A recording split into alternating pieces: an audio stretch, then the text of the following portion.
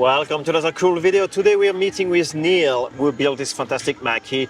He typically builds cars for SEMA show and the Electrify Expo that he runs. But why I really wanted to show you this Mach-E GT is because it might be the first OEM vehicle to have been fully modified to actually go off-road on trails and so on. So let's check it out. Neil, go on, tell us everything about the build, how you came to build this and how you did it. Okay, thank you guys. So welcome to COTA in Austin, Texas. We are a week removed from SEMA, from Vegas here to Austin. So this is our Tjin-edition Ford Mustang Mach-E Safari concept. We pitched it 3 years ago. It's dirty, it was driven. So we pitched this 3 years ago, to Ford. It was a little ahead of its time, and now 3 years later, it was built, and it's here for everybody to enjoy. So that's the first time we see a Mach-E built for actually going off-road. Yes, sir. And in many ways, any EV modified to go off-road. So what was the process? Yeah, so we've been wanting to pitch it for a while. Like you said, it being an off-road, not just a Mach-E, but just an EV in general. So, of course, we went wider, so it's all metal wide body. Before I get too far, this was built in 4.5 weeks. So typical SEMA build. Usually we ask for some more time, but yeah, so all metal wide body. It is wrapped right now. After Austin is going to go home for LA Auto Show, and then we're going to take it apart, redo some of the body work, and then paint it for the tour next year. But as you see, of course, we worked with RPG Off-Road. The gap is much more significant than a normal Mach-E, so bigger Falcons, black Rhinos, but it's got a 4-inch lift. The cool part too, it's the opposite of a body drop. You know, there were 34 CNC spacers to raise it, but it rides like stock. Nice. So that's the best part. I got to drive it down the strip.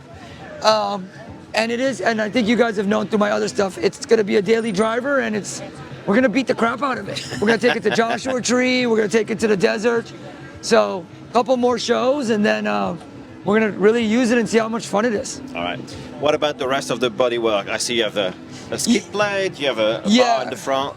Yeah, so we wanted to keep some of the OEM Mach-E, but we worked with Rigid, so new fog lights, new light bar. Underneath there is the OEM skid plate, but we made our own bumper bar with its own skid plate to protect the batteries and kind of give it that more, off-road look.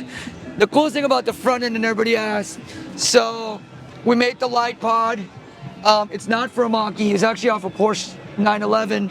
Customized the new fiberglass, 4 rigid fog lights, which I'll turn on for you guys. This is kind of cool. So one of the guys that works with me, Jonathan, which you'll see when we open it, wanted to incorporate a winch, and you see it's fully functional. So everybody who thinks it's not, we kind of have it displayed. Warren did the winch. Factory 55 did their ultra hook. RPG did their tow hook. So everything's functional. I think you guys have seen some of my builds. You need to show us where the winch is. Yeah, so we wanted to use the Frunk, unlike my orange one that you guys shot that has all the air suspension. This is complete opposite. So fully functional winch, an extra Optima battery. We still have the 12 volt, but this runs all the lighting. Switch Pros did the Bluetooth, basically it's all Bluetooth lighting. Jonathan did all the wiring, so it's super clean, extra fuses, just in case, but everything's functional. Here the winch, as you can see, it's fully tight, goes through here and through the back, and people never got to see it functional at SEMA, but look, it's fully functional. Yeah. So, and then we have a kill switch, of course, just to be able to turn everything off, but let's check out the back and the wheel arches and what you did to the back. Yeah, so the rear is it's totally 14 inches wider, but 7 inches on each side.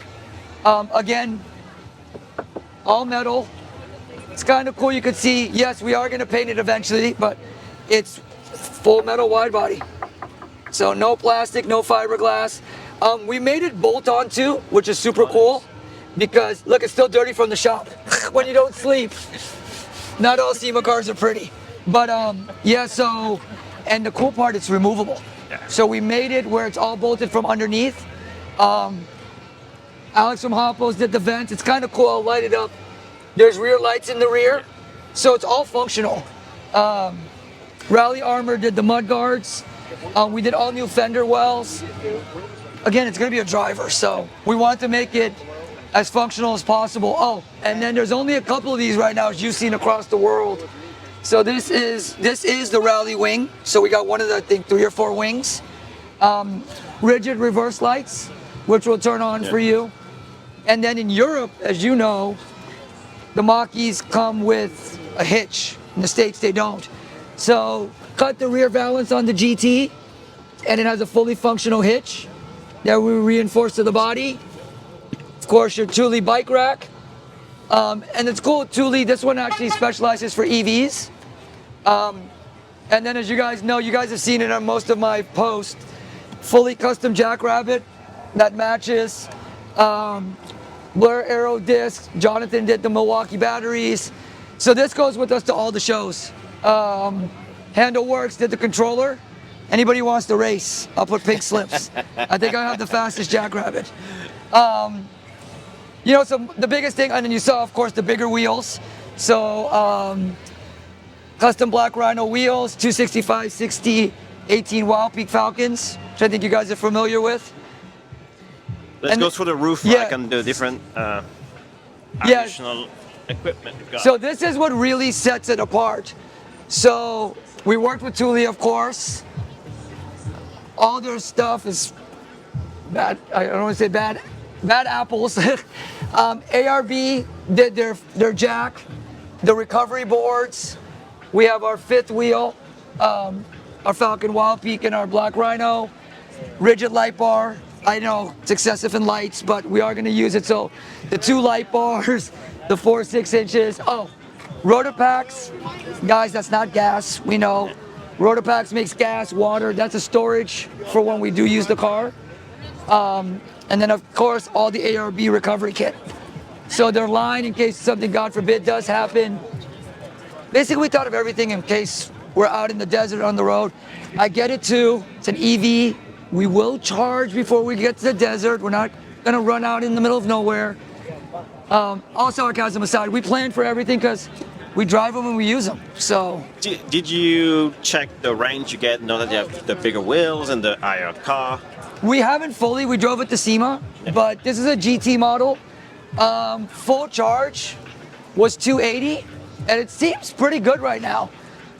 My Lightning was a little bit different with the bigger wheels, but this doesn't seem like it's going to be too bad. Good stuff. So what's the next plan? What are the trips you're going to take this to? Yeah, so after here we go to the LA Auto Show, which is literally 2 days away. That'll be another 14 days. Then it's going to come home. We're going to do some more cool stuff. I didn't even show you, but like the Midland antenna. We want a bigger antenna for when we do go out. We're going to change a couple of things here and there. And then it's going to go to the Portland Auto Show in February with Chargeway, with Matt and his guys. And then it goes on the road for show off next year to all 8 events. Excellent. For anyone that wants to work on their EV, especially if they want to go off-road, what would be the best advice you could give? Really, the best advice I would say for even modified EVs or off-road is just plan. Plan to make sure you've got the right parts, plan for your charge, precautions when you do take it out in the wild, that you have your bases covered. And also, you build this for SEMA, and yes.